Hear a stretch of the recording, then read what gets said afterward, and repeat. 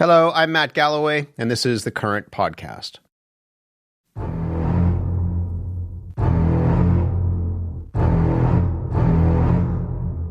Nope, that's not the Current's theme. That is the theme from the movie Jaws, and perhaps you have heard of the Jaws effect. The 1975 release of Steven Spielberg's summer blockbuster instilled an intense fear of sharks in people all over the world.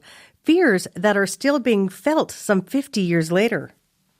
Sometimes that shark, he looks right into you, right into your eyes. You know the thing about a shark, he's got lifeless eyes, black eyes, like a doll's eyes. When he comes at you, he doesn't seem to be living until he bites you. Whoa, whoa, whoa. Let's dial it down a notch. Sharks are far from the monstrous death-eating machines seen in that film. In fact, a new wave of shark documentaries are attempting to move viewers away from that narrative. They show that sharks are not out to get humans, but rather they're deeply misunderstood and they're vital to our ocean ecosystems. Mike Heithaus is a marine biologist at Florida International University who has been studying sharks for more than 2 decades. Mike's behind the new series, Investigation Shark Attack. And Canadian oceanographer Greg Trouse has worked on the new documentary, Great White North Invasion. It airs tonight as part of Discovery's Channel annual Shark Week. It's a follow-up to last year's documentary, Great White North. They're both with us now. Good morning. Good morning. Mike, let me begin with you. It's summer. People are in the water, some in lakes, some in oceans, at the beach. What do you think most people still get wrong about sharks? Well, I think there are a few things. One is that these sharks are mindless killing machines that are always out looking to bite people. And the fact of the matter is, sharks are actually really good at avoiding people. And, with more than 500 different species of sharks out there, most of them are a lot more afraid of us than we are of them. Greg, what about for you? What's the one misconception people have about sharks? That's a great question, Piya. I just want to start before diving into that, kind of consistent with every time I'm getting in the ocean, just with a statement of respect and gratitude, where that respect, of course, is for the great white sharks, which are absolutely magnificent animals that I've had the privilege of learning about through the production and really transforming my relationship with from that previous Jaws type theme. I mean, I grew up as a kid in the 80s afraid of sharks and really I honestly have not watched the show Jaws. Me neither, not since I was a kid. I'm terrified of it. I had to go there, right? But through the work that I've been doing on Great White North, it's really transformed that relationship, shifting it from that fear base to more of a respect and a need to understand the inherent risks. And of course, I'm also really, really have a lot of gratitude for the sharks and their role in the ecosystem. The bait that we use in our research as well, and the networks, both Telltale Productions and Discovery, because they're really enabling a lot of research that helps us spread awareness about the increasing population in Nova Scotia and the associated risks. And so, Mike, your show looks into shark attacks across North America. How did you approach these investigations? What are you setting out to understand about what motivates a shark? Well, the thing that's for me really interesting is, I've spent more than 2 decades trying to understand how sharks operate in ecosystems, and frankly, didn't have much interest in talking about shark-human interactions at all. But I got approached with this idea of, instead of thinking about these incidents from the human perspective, to try to explain to the public through kind of a forensic investigation of the science behind the sharks. And so to have this opportunity to make this deep dive into kind of why the sharks are there, what they're doing, with a team of great scientists from around the world, was really intriguing. And so you can never get in the head of a shark and ask, why did it do exactly what it did? But what you can do is take all this amazing technology and decades of research that's been done to understand why sharks are in certain areas, what they might have been doing, and why you might end up with a series of events that ends up in one of these negative interactions that, we have to keep in mind.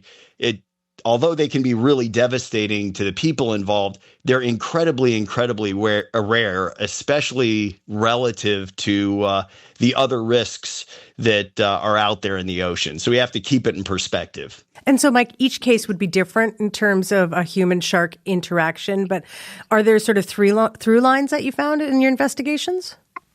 Well, there are some amazing through lines, and some of them were just so intriguing, and that a number of these incidents are probably when sharks were either startled or scared and weren't about looking for food, which is what we always think about. And so Dr. Chris Lowe from Cal State Long Beach he and his colleagues have been studying these white sharks in California and flying drones. And they're seeing that there are tens and maybe hundreds of thousands of interactions a year where sharks are close enough to people to bite them, but they ignore people.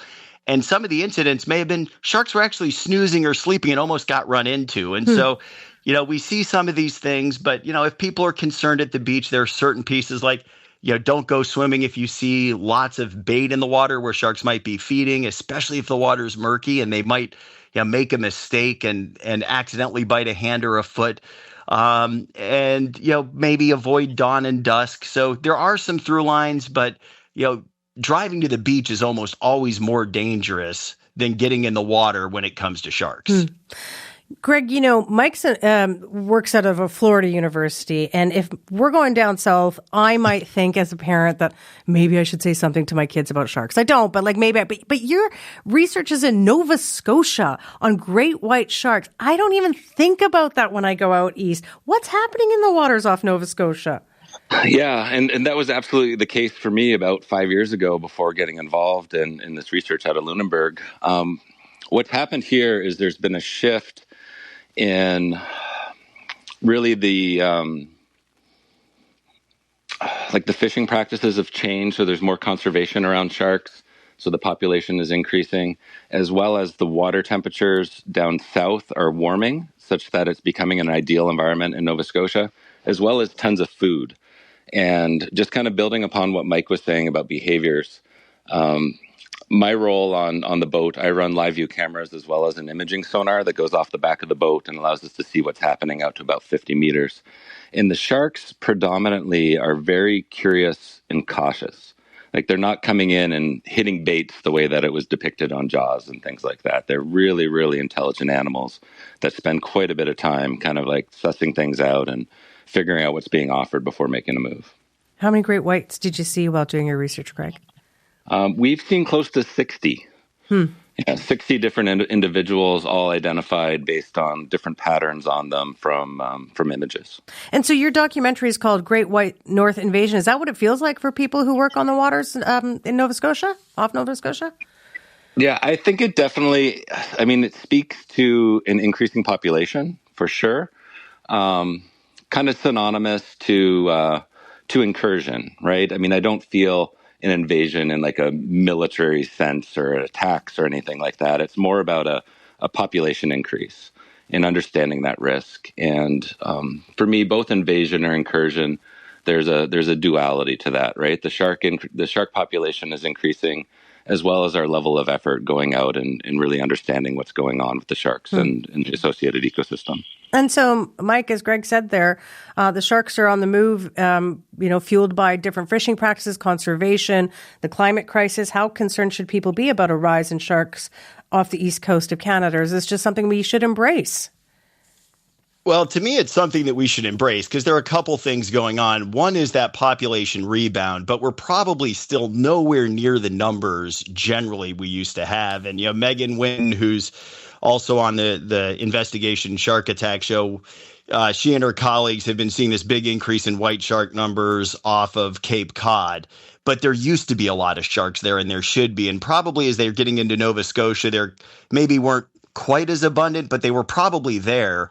And we just weren't paying as much attention. So, sharks are like people. They kind of have their temperature ranges that they prefer. So as water temperatures warm, they're going to move around to stay in those kind of optimal temperatures or to follow their food that are chasing different temperatures. And so the oceans are changing. But we have to remember as we start to interact a little bit more with sharks, we're still probably nowhere near what those populations used to be. And when I was doing my PhD at Simon Fraser in British Columbia, I had to go all the way to Western Australia to find oceans that looked like they used to off, say, waters like Florida, where there were enough sharks there to see what an intact ecosystem used to look like.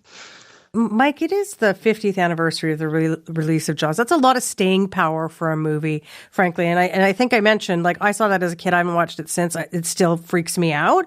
But I'm wondering what kind of lasting effects you think movies, there's Jaws, there's other ones, have had on the health of the real life shark population. Yeah, well, I have to thank Jaws for helping my swimming career, because I was terrified of the deep end of the pool when I was a kid after seeing it when I wasn't supposed to. And unfortunately, early on, it probably did a fair amount of damage. I mean, we saw the number of shark kill tournaments go up, and people were thinking the only good shark is a dead shark.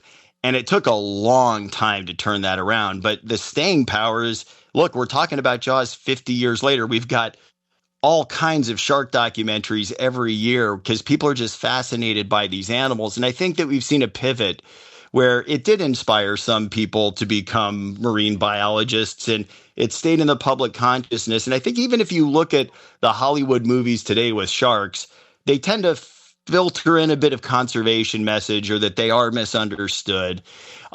We got a long way to go, but I think that we are generally trending positive. And I think today, when you talk about Jaws, it is almost always with that, and now we need to conserve them, and they are important in ecosystems, rather than, oh my gosh, they're scary and they're after us. Although that idea of a rogue shark still persists in the public perception, that there might be individuals out there that are targeting and chasing people, which is absolutely, there's no evidence for. Greg, how do you think the work you're doing now could help reset the narrative that came out of movies like Jaws? And I'm guessing Sharknado, although I've never seen that series. Yeah, I haven't dove into those either. Our work is really about understanding the population change in Nova Scotia, the dynamics, like the male, female, the different ages they are, and understanding risk to inform water users. I mean, personally, in addition to being an oceanographer, I'm a surfer. I surf within a few hundred meters of the spot that we're fishing white sharks. And I'm also a father of 3 kids that are 13, 10, and 8 that I take out doing water activities. And so it's shifted our behaviors as we learn, like where the different hotspots are, and then understanding how it changes seasonally as well. Because that water temperature that they like is sort of July-ish. Like the sharks are really starting to show up now through October. And really trying to understand like the migratory patterns, like when the numbers are high at our local spots and when they drop off. So it's really both pushing that knowledge as well as like the technology forward for being able to monitor the sharks and share that information in near real time, so people can make informed decisions about how they do the activities that they love. Right? Mike, part of your job is to make sure people understand the importance of sharks. And you're an oceanographer. What role do sharks play in the ocean ecosystem? Yeah, so what we're seeing is that especially these big sharks like tiger sharks and white sharks that are the ones we think about as being dangerous can kind of help stabilize ecosystems. So if you take those tiger sharks, they change where the sea cows and sea turtles feed. So it protects seagrasses from being overgrazed.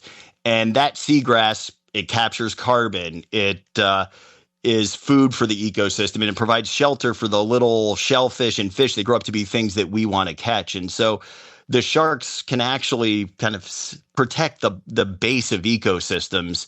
And we don't want to lose these big species, where especially the big individuals of those species are most at risk, but probably most important. But then as we look around the world, we're seeing that sharks play important roles in transporting nutrients from one spot to another to kind of fertilize ecosystems, and maybe important food for other species, for the smaller sharks. So they play lots of roles, and we don't want to get rid of them. But the thing that's a challenge with sharks is that, unlike a lot of the fish we think about, they grow really slowly. They take many years to reach maturity, and they only have a few pups at a time. So it's really easy to overfish them. So they're important, but also at risk. But I think the exciting thing is that you can find ways for people and sharks to use the oceans. And I think, California is a great example of that, where, Chris Lowe has been working with the local lifeguards, understanding the sharks and figuring out how you can coexist. And I think those are the things that are being done in Nova Scotia right now that are super exciting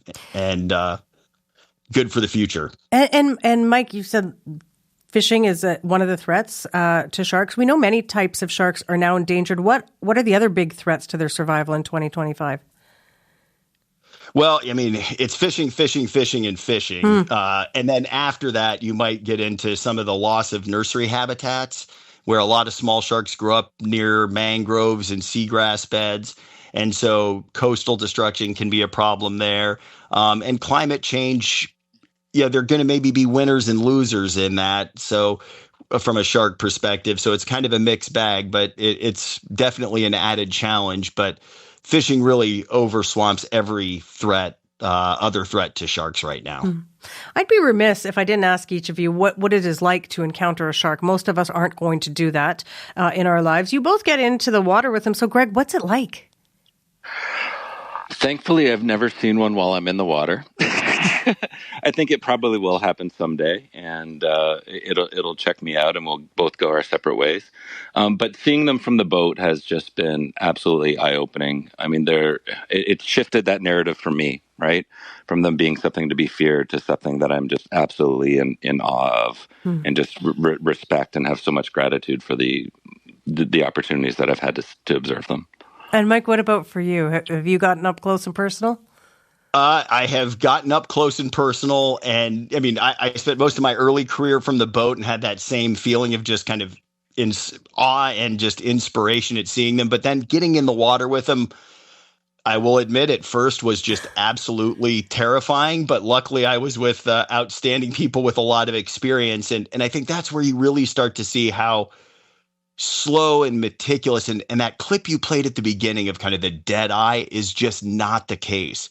You can really see them looking at you and almost see the brain whirling. So I think you'll always have a lot of respect and have to be very careful when you're in the water, especially with big species. But it's awe-inspiring would be the words I would use. And I think as we see more work being done, we're seeing that their behavior can be a lot more nuanced than we had ever thought. Yeah, I know people like both of you don't like when we play that Jaws music because it reinforces that narrative, right? Like that has been lingering for 50 years now.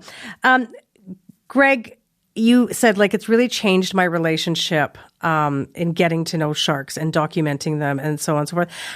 I imagine that change in you has gone beyond just between you and sharks. Like, how has it changed how you think about animals in the wild and your approach to them? Oh, I mean, I've always had a huge respect for animals in the wild. As somebody that does environmental science and oceanography, so it hasn't really shifted overall. Yeah, I mean, I've had encounters with grizzly bears in the mountains, and white sharks in the ocean. I mean, it's really giving them their space. Not really pushing in onto them and being able to sit back and watch how they behave. And that's the thing that has just blown my mind, especially with the sonar that we operate off of the back of the boat that just really allows us to see them moving in, circling, the amount of passes that they do. Like they really, really wait before they allow us to see their presence. Mike, is there a life lesson you've learned from sharks? I think the life lesson is that things are a lot more complicated than we ever think about. And I think that that's one of the things for me that's been really exciting about getting to know these animals more is to realize how much there is still to learn. And we're just scraping the surface and that there are a lot more complex interactions in ecosystems, which, you could make parallels to our own interactions. But I think that's been one of the things for me in working with them that's been really intriguing.